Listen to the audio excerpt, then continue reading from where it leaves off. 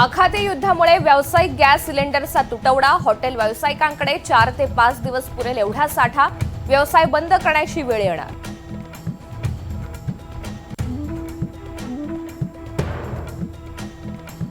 Saudi Arabia, Iraq, UAE, कुवेतनं कच्च्या तेलाचं उत्पादन घटवलं.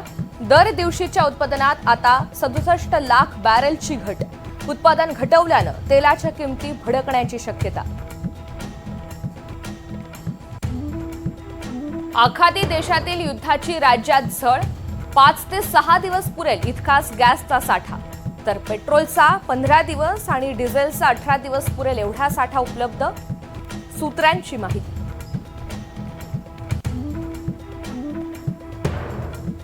आखातातील युद्धामुळे विमानाचं इंधन महागलं. एअर इंडियाकडून तिकिटाच्या दरात वाढ. 12 मार्चपासून तिकीट दरात 399 रुपयांची वाढ होणार.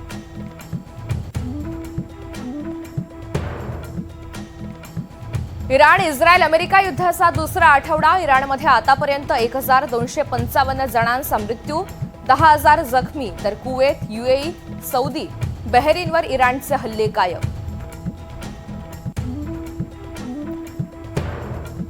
अँटिलिया प्रकरणी सचिन वाझेंची दोषमुक्तीसाठी नव्यानं याचिका दाखल. वाझेच्या याचिकेवर उत्तर देण्याचे एनआयएला निर्देश.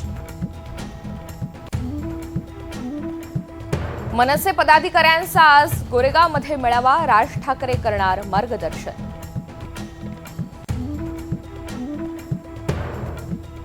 राजस्थानचे राज्यपाल हरिभाऊ बागडे प्रकृती बिघडल्यानं रुग्णालयात दाखल.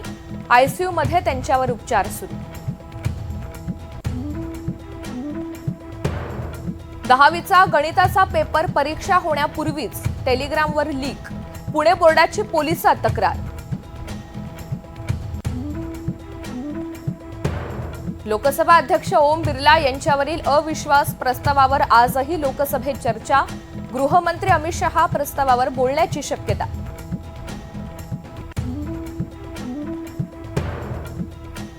मुंबईसह आसपासच्या परिसरात आलेली उष्णतेची लाट. मंगळवारी कमाल तापमानाची 40 अंशांच्या आसपास नोंद. आजपासून पारा किंचित घसरण्याची शक्यता.